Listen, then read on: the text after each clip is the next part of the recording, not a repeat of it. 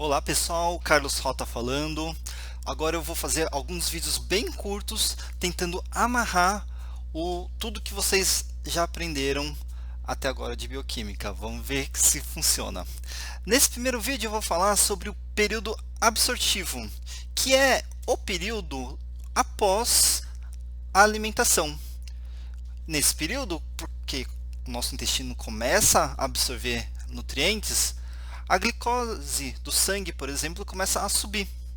Então, com o aumento da glicemia, a gente tem a liberação da insulina e a gente tem a inibição da liberação do glucagon.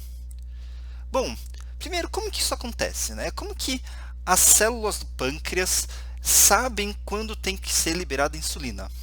Bom, as células beta das ilhotas de Langerhans do pâncreas, que é onde a insulina é produzida, elas têm um transportador de glicose específico, chamado GLUT2, né? Se vocês se lembrarem, o transportador mais conhecido ou mais encontrado em outras células é o GLUT4, que fica preso em vesículas. Então, o transporte de glicose GLUT2 ele fica sempre nas células, na membrana das células beta das ilhotas de Langerhans. Isso quer dizer que a glicose pode entrar e sair dessas células em resposta à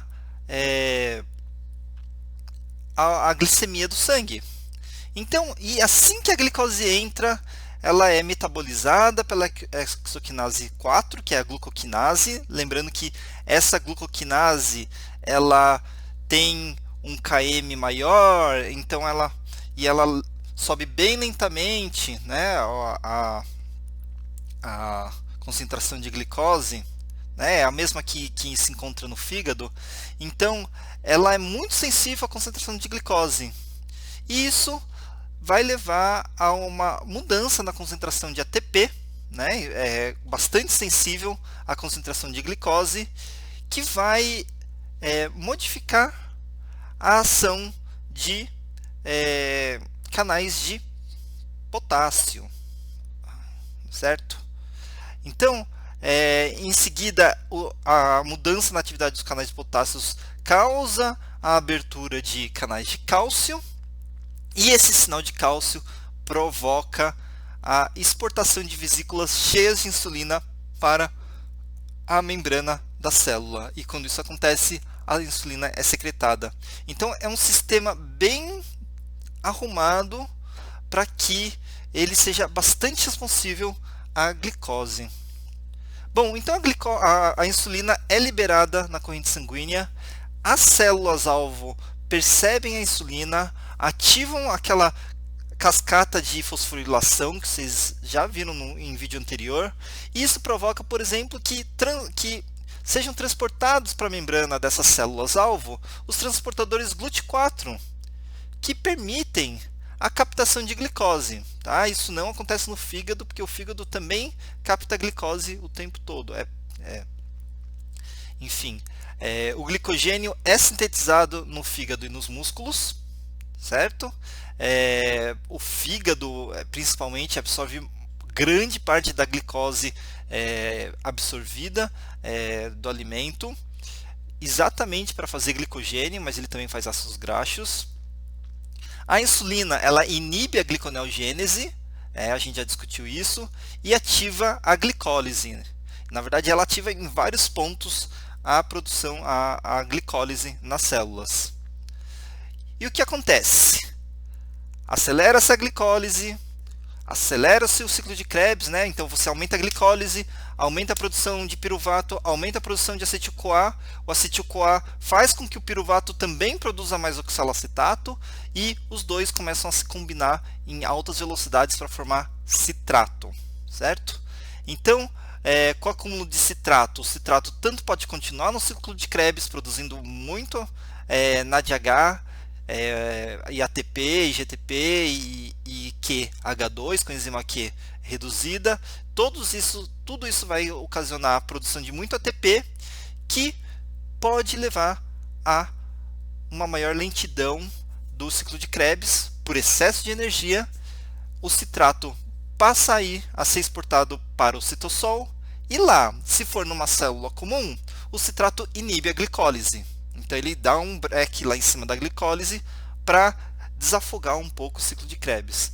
Se a gente estiver no fígado, o citrato no citossol é um sinal para síntese de ácidos graxos. Então, lá no hepatócito, começa-se a sintetizar ácidos graxos. Os ácidos graxos podem ser exportados como ácidos graxos ou como triacilgliceróis, que vão ser absorvidos lá nos adipócitos, que começam a armazenar esses adipócitos, porque as lipases estão inativas, né? Ao mesmo tempo, a síntese dos ácidos graxos utiliza a NADPH, e isso também desvia um pouco da glicose para a direção das vias das pentoses. Então a gente já tem o citrato inibindo a glicólise, mas o fígado não deixa de absorver glicose. Ele passa a correr a glicose pela via das pentoses, e tudo isso ajuda a síntese de ácidos graxos. Bom, a insulina não provoca somente mudanças na absorção de glicose, mas também a absorção de aminoácidos. Isso provoca a síntese de novas proteínas, então você tem uma troca das proteínas, você tem a expressão de muitos genes e a síntese de muitas proteínas novas. O fígado, além de ácidos graxos, faz outros tipos de lipídios e começa a exportar todos eles para o resto do corpo. E um dos alvos dos triacilgliceróis e dos ácidos graxos são os adipócitos, certo? Então, num resumo bem grande, a gente tem período absortivo, a gente tem níveis de glicose alta, relação de insulina-glucagon alta, né? A gente geralmente fala não em concentrações de insulina, mas em concentrações de insulina em relação ao glucagon. E nos músculos, a gente tem síntese de glicogênio. No fígado também tem síntese de glicogênio, mas também tem síntese de ácidos graxos e síntese de triacilglicerol. E no tecido adiposo a gente tem a síntese de ácidos graxos e a síntese de triacilglicerol e o seu armazenamento, certo?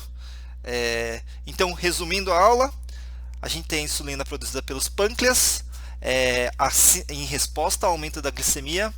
As células alvo tornam-se permeáveis à glicose, tornam-se permeáveis a aminoácidos, e isso provoca, ativa a glicólise, ativa outras vias de síntese.